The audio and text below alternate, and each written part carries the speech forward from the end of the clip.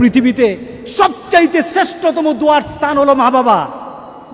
ওই মা বাবা যদি হাত পাতে আরশ পর্যন্ত পৌঁছে যায়, ওই মা বাবা যদি বদদুয়া করে, পৃথিবীর সব তীর সব টার্গেট মিস হতে পারে, কিন্তু মা বাবার বদদুয়া কখনো মিস হয় না, কখনো মিস হয় না।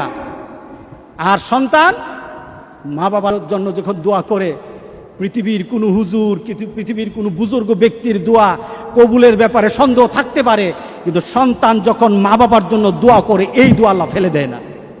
সুবহানাল্লাহ। কারণ মা বাবার এই দোয়াটা শিখিয়ে দিয়েছেন আল্লাহ সুবহানাহু ওয়া তাআলা, রব্বির হামহুমা কামা রব্বায়ানি সাগীরা।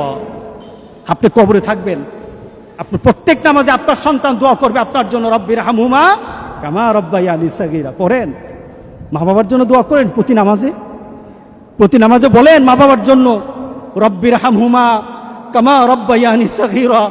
আপনি দোয়া করেন, দেখবেন আপনার দোয়ার কারণে আপনার সন্তান আপনার জন্য দোয়া করছে। আপনাকে আল্লাহ যেন এমন সুযোগ করে দেয়, এমন কুলাঙ্গার সন্তান যেন আমাদের সন্তানগুলো আল্লাহ না বানায়। সবাই বলেন আল্লাহুম্মা আমিন। আপনার দালান, আপনার বাড়ি, আপনার সম্পদ, আপনার ব্যবসা, আপনার পৃথিবীর প্রতিপত্তি যত কিছু আছে, সব আপনি দুনিয়াতে ফেলেই চলে যেতে হবে, কিন্তু সন্তান কিন্তু আপনাকে ছেড়ে দিবে না। সন্তান আপনাকে ছেড়ে দিবে না। ভালো সন্তান রেখে যাবেন, কবরে শুয়ে শুয়ে আপনার সন্তানের দোয়া পাবেন। খারাপ সন্তান রেখে যাবেন, কবরে বিপদ বিপদ বিপদ চলতেই থাকবে। আল্লাহ আমাদের সবাইকে হেফাজত করুক। আমিন বলি, আমিন বলি। আল্লাহু আল্লাহু আল্লাহ।